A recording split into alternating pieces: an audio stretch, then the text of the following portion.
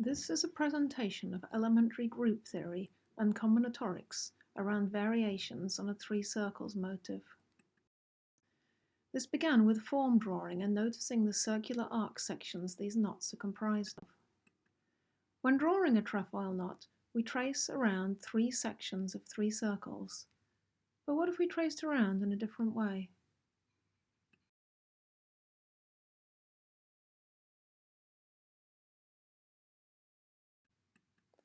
This is an example of one possible way to trace around the 12 arcs between the intersecting points of the three circles. There are three choices of direction at each of the 6 intersection points, which means there are 3 to the power 6 equals 729 basic ways to draw such a figure. The previous example traced around all segments in one connected path, but I'm also interested in decomposing the circle motif into several components. I wanted to count all possible configurations and find them all.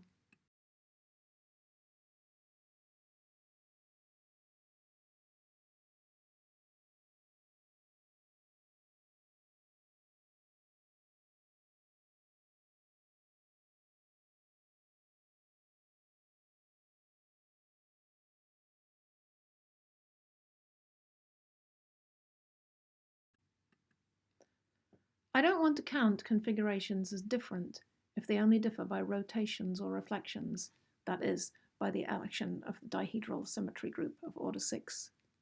This group action is shown on one example element here. The figures on either side show the orbit of the element, which is shown in the center.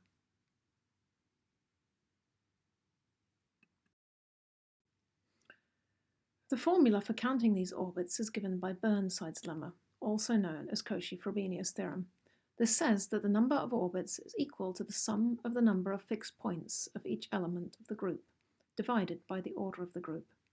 Here, the set acted on can be represented by strings of 6 labels for each intersection type. Here is an illustration of Burnside's lemma. This is not a proof, it's just an illustration of the concepts of orbits and fixed points. This simplified situation corresponds to choosing variations of the crossing type for 3 intersection points of the trefoil knot. Each choice corresponds to the choice of colors of the points of a triangle. In this table, the columns correspond to the elements of the group. The rows correspond to the orbits. The elements of the group act on the elements of the orbits. We count the elements of the table. There are 6 columns corresponding to the elements of the group, and there are the rows corresponding to the orbits. We find the elements fixed by the identity, which is everything, and go through each element of the group and find the set of 6 points of that element. We find that altogether this gives us the whole table, showing that the number of orbits equals the average number of the fixed elements of the group. In the case of the 3 circles motif, the rotations fix 9 motifs and the reflections fix 81 motifs, some of which are shown in this table. Substituting these numbers into the formula for Burnside's lemma tells us that there are 165 different configurations. Now I wanted to draw all these configurations in a nice way so that arcs lie on circles with just 3 possible centers, and arcs don't cross unless they're supposed to. In fact, giving a choice of radii for the arcs, this almost completely determines the crossing type. In this picture, I show how changing radii corresponds to changing crossing types. And here are all the 157 cases my Python program produced. But why only 157? Burnside's lemma told us that there are 165 different motifs. And so some cases, 8 cases, are missing.